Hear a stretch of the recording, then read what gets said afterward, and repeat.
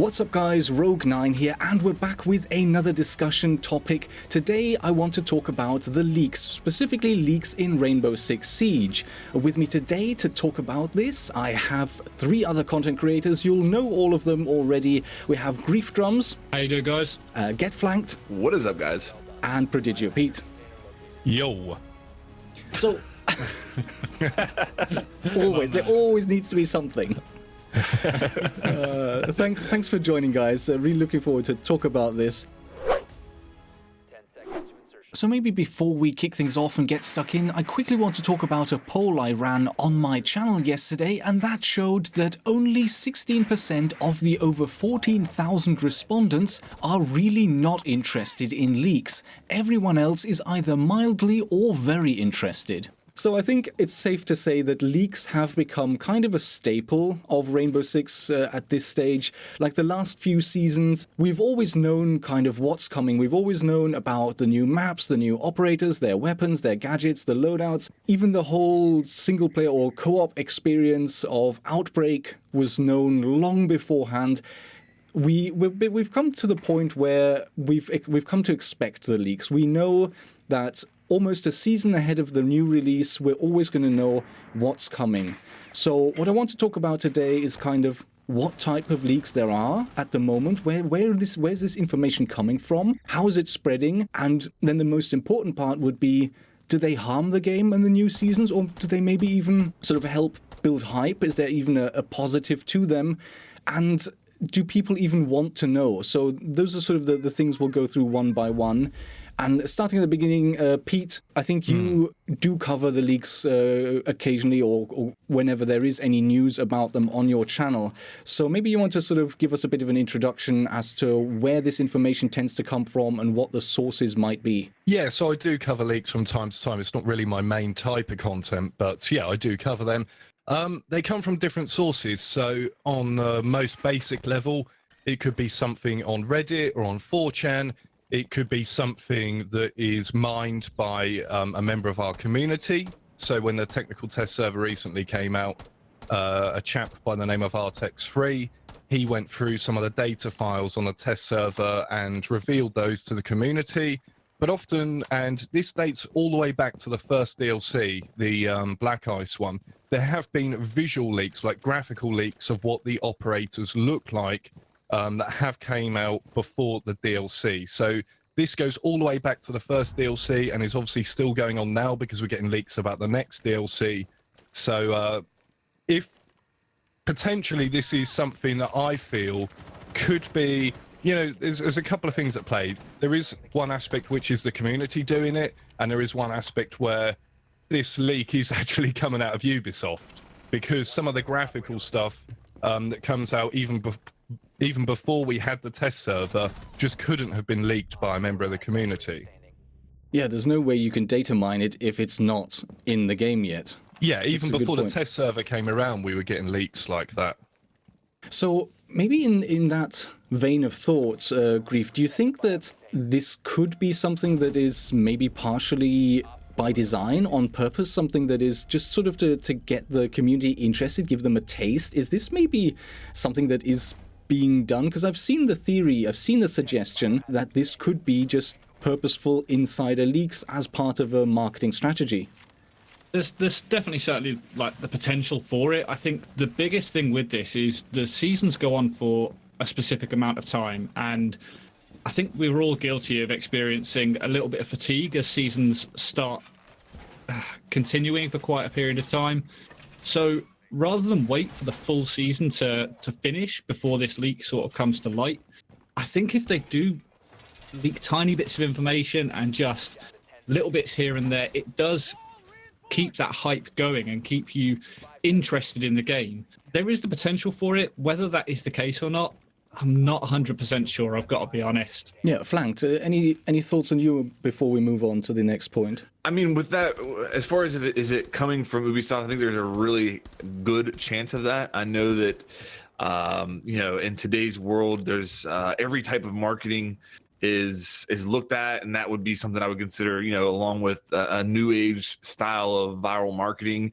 And I know the people over at Ubisoft that are in charge of that aspect are extremely talented, and I would not put it past them to be able to manage something like that. But I think that it's something that maybe they're starting to, if that has been the case, which we don't know for sure, but if it has been the case, then maybe they're starting to change that a little bit. With that last Reddit post with the guy who data mined, he mentioned in that post that it's becoming much more difficult to do now, that they're doing a much better job of covering their tracks and hiding the stuff. So maybe it has been something in the past where they've kind of been like, well, let's see what happens if we put this in here and if the community discovers it and what the reaction is.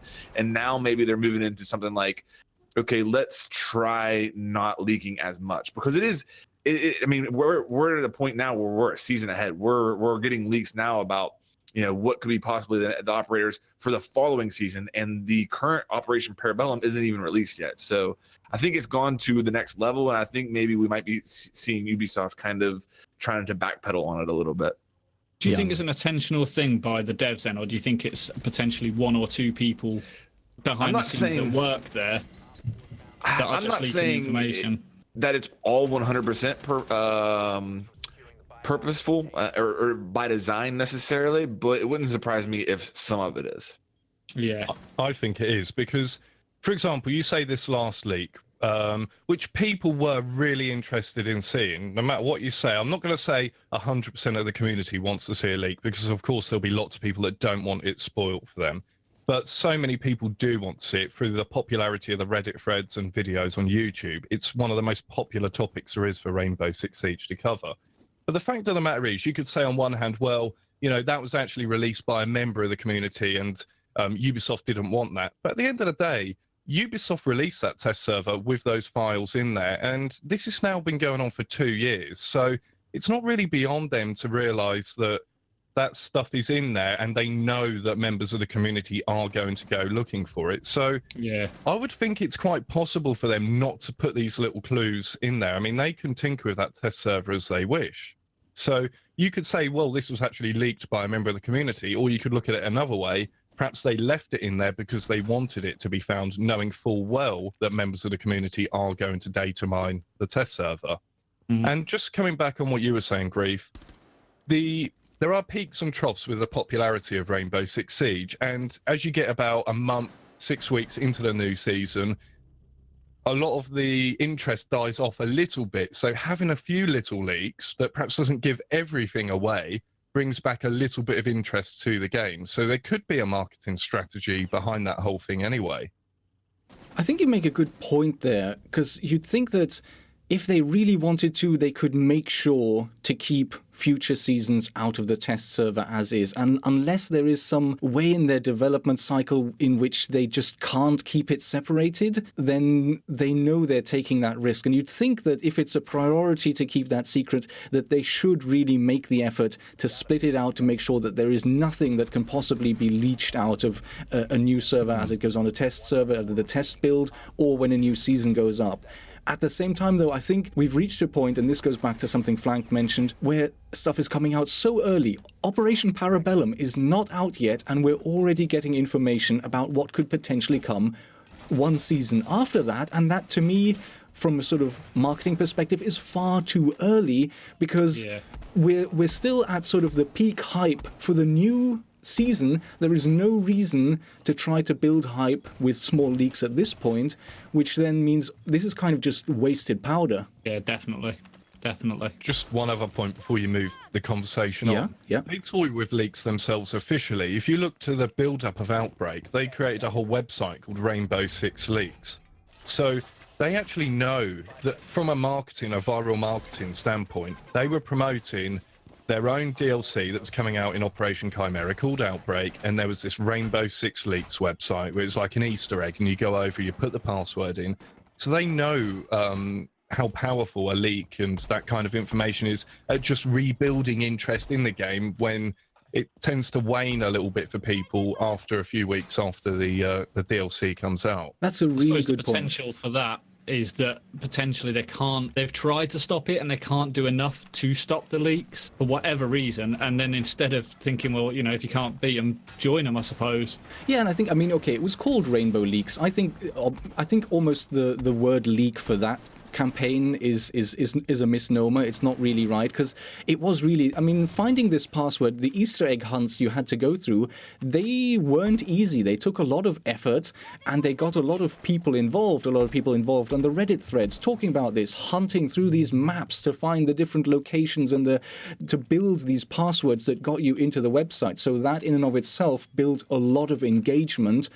I think almost calling it a leak is maybe, sure, it gave little teasers and information about Outbreak, but I would distinguish the two. Yeah, because it comes from an official source. If you go to, I think it's rainbow6leaks.org, if you go there, it has the Ubisoft logo on it. It has their copyright statement. It's an official website that they've set up as a marketing campaign for a DLC. And I only bring that up just to illustrate the point that they are well aware of the good publicity and hype that leaks can give their game. Yeah, really good point. So with that, we can, I think, go straight into the next topic. Do these leaks, and I mean the official leaks, or no, the unofficial leaks, the actual leaks is what I'm trying to say. I'm getting myself confused here now.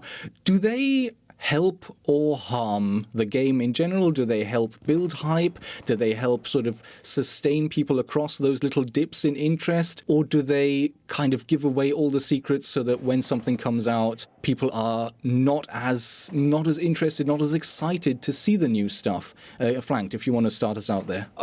This might sound overly simple, but I mean, I feel like good leaks are good and bad leaks are bad. So, I mean, if you look back at the previous season, so Alibi and Maestro were leaked pretty early, and we were speculating on how their gadgets worked. And at one point, there was a leak that was saying that Alibi was a hologram operator, and if you shoot the hologram, then you get pinged like Lion.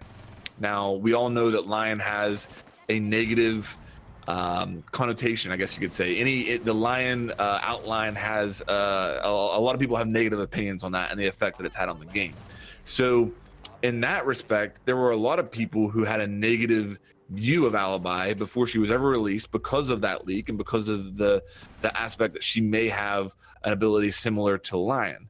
But I mean, you look at other leaks. I can see. I don't know. I mean, if they're good or bad, like I look at the recent Call of Duty. So Black Ops 4 had a pretty big leak before the official reveal, where it was talked about how the game's going to be very similar to Overwatch, and they're changing the game, and there was a big uproar, you know, that they might not have a campaign.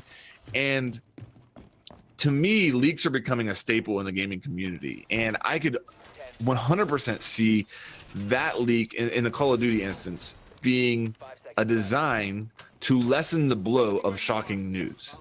And I think that they can be good in that way. So if you've got a big change coming that's going to cause uproar in the community, but you believe as the developer that it may in the long term be good for your game, then you can soften that blow by leaking tidbits here and there, get the community talking about it and kind of getting them adjusted to it before it's officially released. And I feel like that's exactly what Black Ops 4 did. And, you know, I think that maybe we see that in Rainbow a little bit with the futuristic ops. A lot of people have voiced they're tired of the futuristic ops. Maybe Ubisoft knew that with Maestro and with Alibi coming. They decided to leak a good bit of them to get that blow out there so people would kind of get that off their chest before the official reveal. So I guess in the long run, it depends on the leak. If people are seeing stuff they like, it's going to be a good thing. If people are seeing stuff they don't like, it's only going to reinforce that. Could it even have been that it was purposely kind of skewed, that Alibi was made to seem worse than she would actually be, to get people sort of used to the idea of what she would do, and then actually when she comes out, it's not as bad, it's not actually a Lion outline, so it's, even though people may have reacted negatively to the way she works, by getting it out in a more extreme version first, getting people sort of to talk about it, think about it, adjust to it, and then coming back in and saying, oh, you know what, it's not that bad. Maybe that was a purposeful thing. Who knows? Absolutely. And I think something you mentioned as well also ties into the recent Battlefield 5 release, because you could think that if they'd kind of leaked a little bit beforehand the cosmetic changes and why all of that was happening and how, maybe that would have had a far better effect when they finally went for the reveal. People would have not been as negatively surprised. Yeah, absolutely. That's a great point.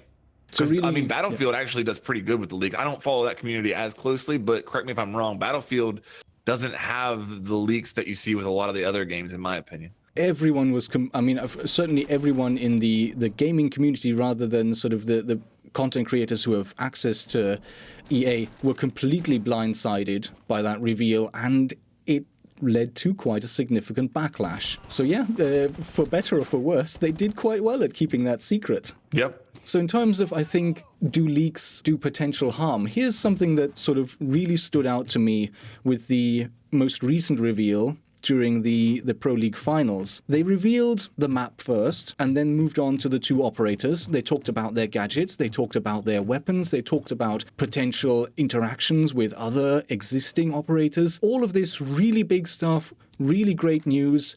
And then the biggest cheer of the evening went out for the Thatcher Elite reveal, which I find is eye-opening, because arguably that is the least interesting, least impactful piece of news for that entire reveal, and yet because people hadn't seen it coming, because people didn't know about it, that's what got everyone excited. So I think that alone, to me, means that maybe a lot of the players themselves would be better off not knowing beforehand.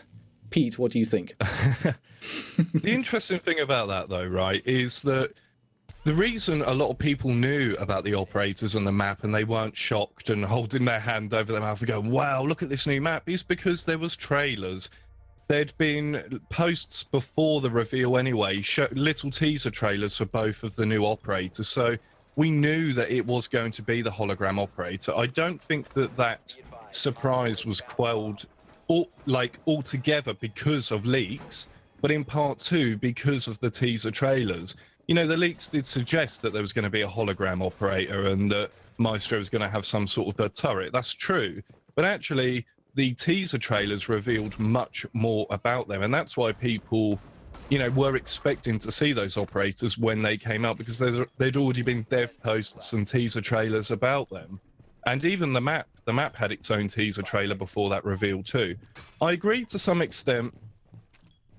A leak is like, I was giving you an analogy earlier, so it's like being a kid at Christmas and you go down and you see this present under the Christmas tree and it's so exciting, it could be anything, you know? But then you tear a little bit and you're looking and it's like, oh, is that what it is? And then all that anticipation's gone. Come Christmas morning, it's not very exciting. And then the DLC is a bit like that. If you get this leak, come Christmas morning, then it's obviously not going to be as exciting because you know what it is. But the truth of the matter is, leaks do build hype for the game and they do keep an interest in it. And people want, if you look at some of the most popular Reddit threads, a lot of leaks are probably up there as being quite popular because the community wants to know what's coming down the line. It's exciting to know what the future of the game is and what you can prepare for, and everyone has their own operator ideas that they would like to see in the game. So I think it's all part of that excitement around it. And there is a reason, you know, a leak video does really well, because it's what the community wants. Not 100%, I will say that, but a large part of the community are clicking on those videos and watching it because they just want to know what might be coming down the line. But to play onto your Christmas analogy, I mean, haven't you ever really been truly surprised? Isn't that like the best feeling in the world? And I think it goes back to Rogue's point with the Thatcher thing. I agree. You know what I mean? I think we saw the reaction of genuine surprise by the community with that Thatcher reveal.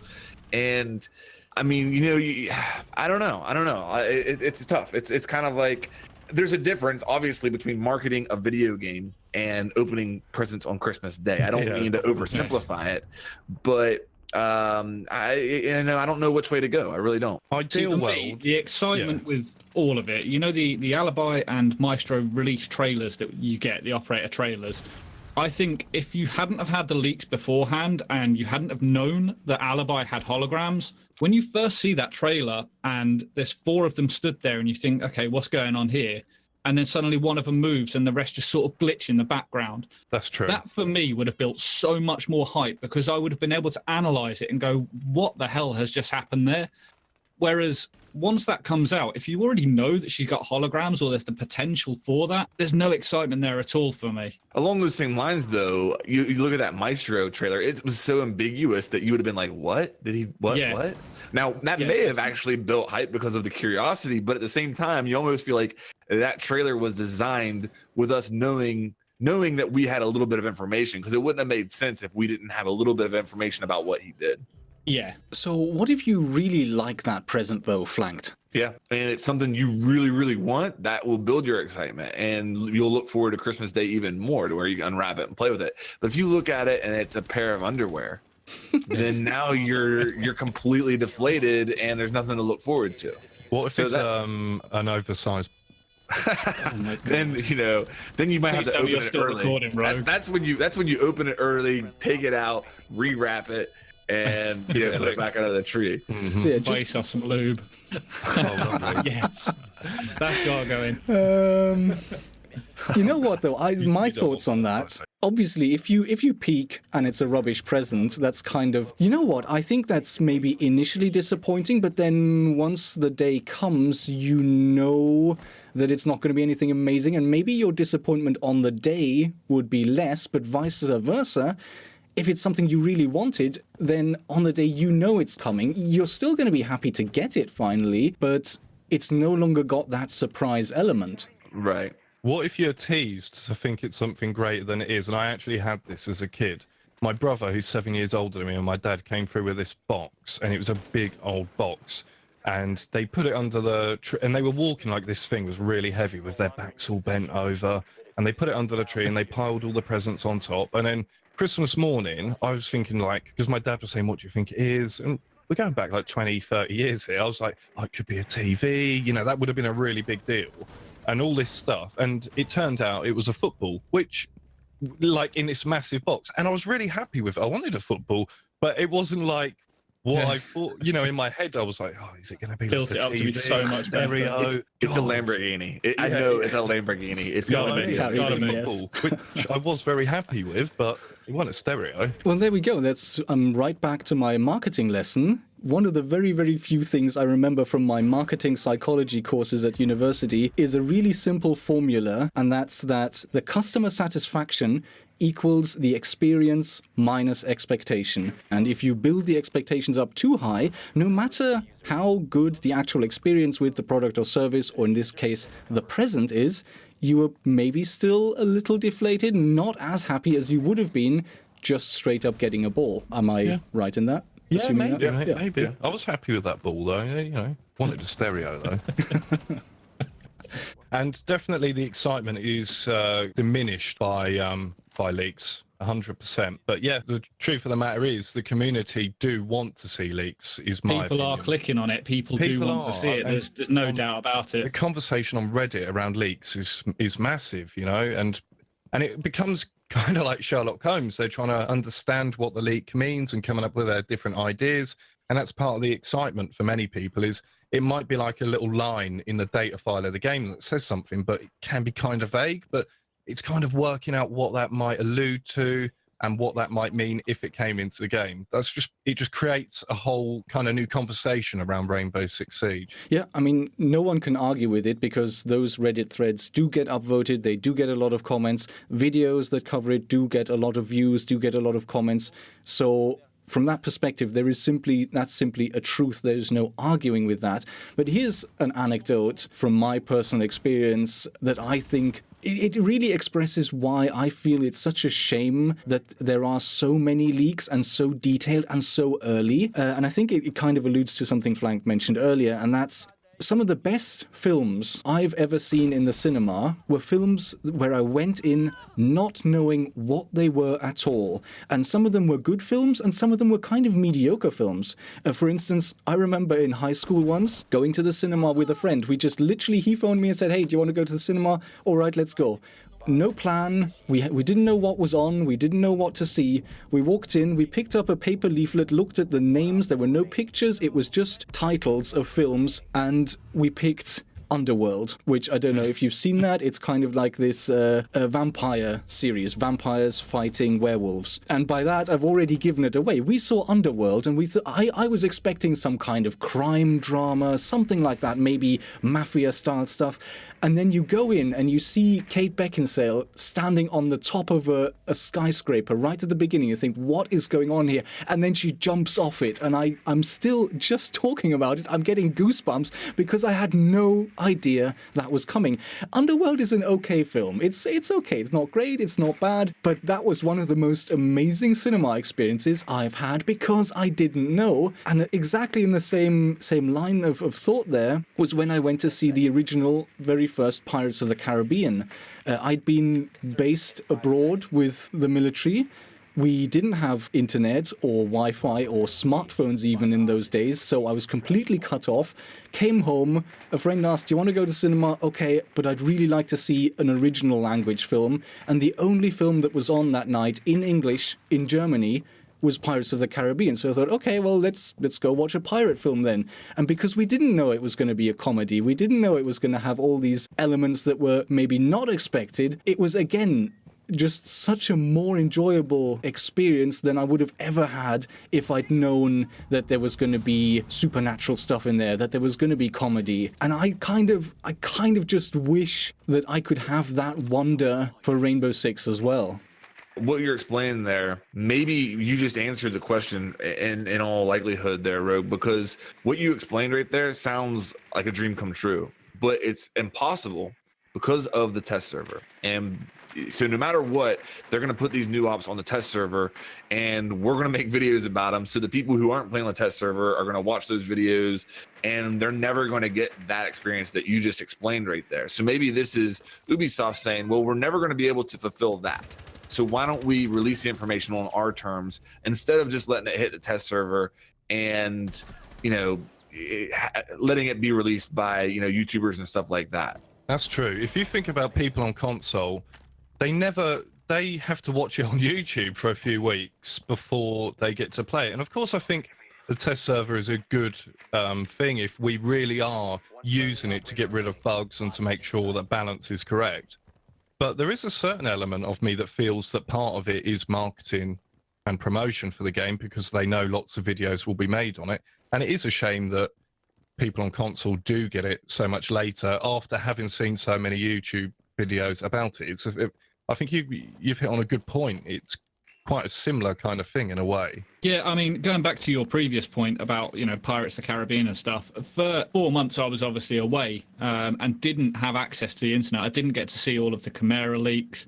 I had a bit of an inkling, which was leaked prior to me going, but even then the stuff that I had read wasn't that accurate. So coming back halfway through the season and being surprised by what I saw, a pretty overpowered lion, it was quite a shock to the system, I've got to be honest. But although I hadn't seen it, and although no matter what you think of Lion and the global abilities that are currently going on, it was a nice surprise. It really was to not know what I was coming back to. So I think leaks can be a good thing, but it's more dependent on the information that is leaked. For White Noise, we got so much information. We knew everything about all of the operators. We knew about Outbreak. They were talking about, I've got it up here. They're talking about zombie alien situations and potential Mexican operators at the time. But there were so many leaks about the zombie types and what could potentially be coming. By the time it gets there, it is a bit of a letdown, I think, because you built it up potentially to be so much better in your head than what you actually get, or at least that's the case for me. I think it's strange as well that we got so much information prior to White Noise about the Outbreak stuff as well. But that sort of comes back to exactly what you were saying earlier of how early we're getting these leaks, because this was leaking stuff for Zofia, and it's talking about all the hazmat suits and everything like that. That's a whole season ahead. Yeah, just like now. Yeah, I just find it insane. I really do. Yeah, good stuff. I think maybe one last thought that I have, and you were mentioning sort of test servers earlier, guys. I think actually, yes, the test server does give it all away for Rainbow Six, but I kind of also respect that by the time anything goes up on a test server, it's in a state where it at least looks and plays finished. Yes, they're gathering information about it, they're seeing how it works out to maybe make some last-minute tweaks, but for the most part, it's all there. Because when I was covering Battlefield 1, one of the things that really bugged me the most was when they started their test server program, they put those new maps and the new guns and everything, they put that up before they even have textures on. So months before release of all of this new stuff, you see just this slew of YouTube videos because, of course, content creators are desperate to always be the first. If that's what gets the views.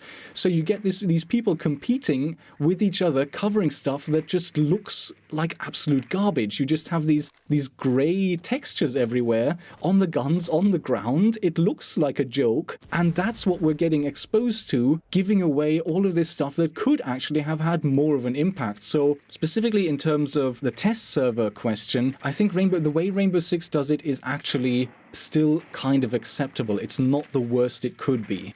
I mean, I'll just say, talking about the test server is a good thing. I think that we are actually seeing it used to test things, especially with the recoil recently. They've tested that several times around now, and I don't mean to talk about the test server in a bad light.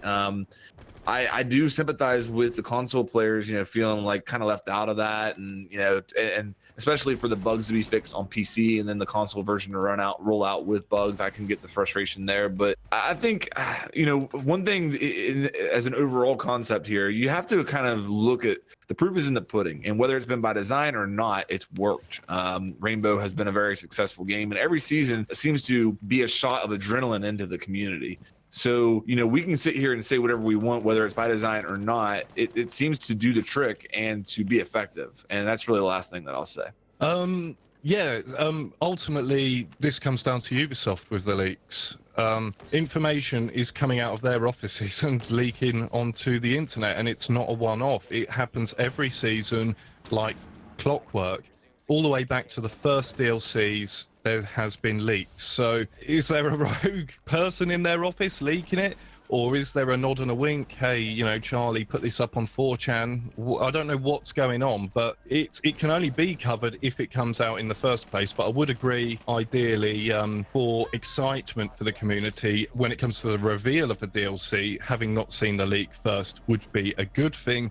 But it's a very popular thing for people to discuss, and they want to talk about what the leak could mean and have that kind of conversation. So there are ways of obviously covering leaks. I don't rush to be first with leaks. Like, if there is a leak on Reddit and I feel like I can have a discussion about it, I would quite happily cover it 2 or 3 days later. But then, maybe someone would want to just record it really quickly and make sure they're first to put it out without talking about the potential consequences or interactions of potential gadgets. So I don't know. And also, YouTube and Reddit and these aspects online are a democracy. It's up to the people if they want to click on that Reddit thread and view that leak, or if they want to click on a video and see it. And I would say, if you looked at the metrics of it would seem as though some of the most popular content on the internet, and by the way, it's mainstream media too. You can go over to various different publications, even newspapers like the Daily Express, talking about these leaks in Rainbow Six Siege in their gaming section. So it's not just YouTube videos, it's mainstream media, it's Reddit, and it's popular. And it's popular for a reason, because people want to know what's coming. A lot of people quite, whiter than white, oh, I hate leaks. But I bet you if you went through their YouTube history, a lot of them would be clicking on them. Oh, yeah. Do you know what I mean? Oh, I hate leaks. Yeah, I'm 100% guilty of that. I don't like the leaks. I really don't. I'd much rather just see it, but I will click on it the second I see a leak. Or maybe you should because I have done it before, you put spoiler in the title, but then it feels clickbait. Yeah. It feels like really, because I've done that before, and then I thought, was it really a spoiler? Well, it kind of is. I mean, I understand that perspective, and maybe it's just sort of the experiences I shared earlier, because for me, I do everything I can to not know anything about certainly films that are coming out, because I know I'll just have a so much better experience with it. And one of the things that kind of disappoints me the most about being a video game content creator is that if I don't look at this stuff early, if I don't get involved early, I'm missing out on huge opportunities. So for me, it's kind of like, I really wish I could ignore all of this, but I feel compelled to take part and to spoil it for myself, kind of. Yeah, it's an interesting take on it all, though. Have you seen Deadpool 2? Not at all, no. I normally avoid adverts. I won't spoil anything. I normally if I see an advert, I'll watch the first couple of seconds and think, yeah, I'm quite interested in that, and then just stop watching it because it shows all the best bits and it spoils those parts in the movie. When it gets to it, you think, I've already heard this joke. And I think Deadpool 2 handled it really well because a lot of the jokes that you see in the adverts aren't the jokes that made it into the final film. They've got the same scene, but the jokes will be different where they've ad-libbed it at the moment. That's and really I would really like that if, some of the leaks we got weren't quite accurate or weren't quite right, and then by the time it gets there and there's a little bit more information or it's slightly different, it would be much more impactful. Yeah, I agree. And Ubisoft could do fake leaks. I mean, and you might get as a couple of devs, I'm sure, follow you, Rogue, and community managers, and they'll probably respond and say, no, we don't like leaks. But that's the party line. They have to say that. And maybe they really don't know, like you were suggesting earlier. Yeah. Maybe there is just someone somewhere behind the scenes. It's kind of like a secret program within that is doing Double this agent. to sort of make the deniability really easy, because people really don't know that it's part of the program. And that's what I think. It's like an office manager or something and one other tech whiz kid that goes on 4chan. And Yeah, I can see that being... It's certainly plausible. I can see that being a good idea to do. I mean, they could strike down the videos. It's their content. That's They could another thing. strike it, Yeah. but then they won't even strike down glitch videos that are wrecking the experience for a lot of people on console, particularly. It's the same with the technical test as well, though. They could easily put a non-disclosure agreement on that. If it's going live 2 weeks early, you can't put content up or anything like that. But they choose not to because it is a good marketing strategy by utilizing all these people that don't work for the company to promote their product for them. Mm-hmm. And going back to Call of Duty, I feel like they have had the marketing strategy for so long. There is absolutely no such thing as bad publicity. And I don't know that that's necessarily true, but I feel like if like what we're saying with the test server, like it would kind of make sense for them to put an embargo on it. I think they're saying as long as people are talking about our game, I don't care if it's 2 weeks early, definitely, or whatever. I just want them talking about our game, and that's it. Whatever they're doing, it's clearly working, isn't it? I mean, look at the player base and the amount of people that the game continues to pull in. Yeah, very fair. I think no one can argue with that. And maybe to round it off, Grief, if you have any closing thoughts. My only closing thought will be that there's always going to be pros and cons to leaks. As the other guys have said, if people are going to click on the videos, Ubisoft are behind this in any way, shape or form, it's going to continue to happen. As a content creator, I'm kind of happy with that because it does give us access to information to cover and to look at and to break down and analyze. As a player, I think I'd rather not get access to this stuff. I'd rather wait until the Pro League finals and be excited when it finally gets announced and we see the trailers. But whatever it is, I think it's something we're going to have to live with because it's not going away, is it? Let's face facts. Yeah, again, very fair point. And so, thank you all for joining in. I think we've had a very good discussion there. Some pros, some cons, some maybe slight disagreement. But I think we've covered it in a good depth. So guys, you'll know all three of them. But if you don't, links to their channels will be in the description below. Once again, we had on Get Flanked. See you guys. Thanks for having me, Rogue. He's just woken up. Pete. Yeah, thanks for having me on. Really interesting conversation. Thanks very much. And Griefdrums. Yeah, thanks a lot, guys. Thanks for the opportunity to get involved in this. Yeah, do go and check out their channels. You know where to find them. So with that, thank you to everyone who responded to the poll yesterday and gave us your thoughts. And for those of you who haven't had a chance to share your opinions yet, leave your comments below. Do you think the leaks are good or bad for the game? And do you personally like to know in advance, or would you rather be surprised? If you enjoy these kind of long-format podcast-style discussions, a link to a playlist with all our previous discussions is coming up in the end card right now, so do go ahead and check that out. And with that, guys, as always, thank you so much for watching. A special thank you to everyone who made it all the way to the end. I know this one's been quite a long one again. I hope you enjoyed the video, and I will see you in the next episode.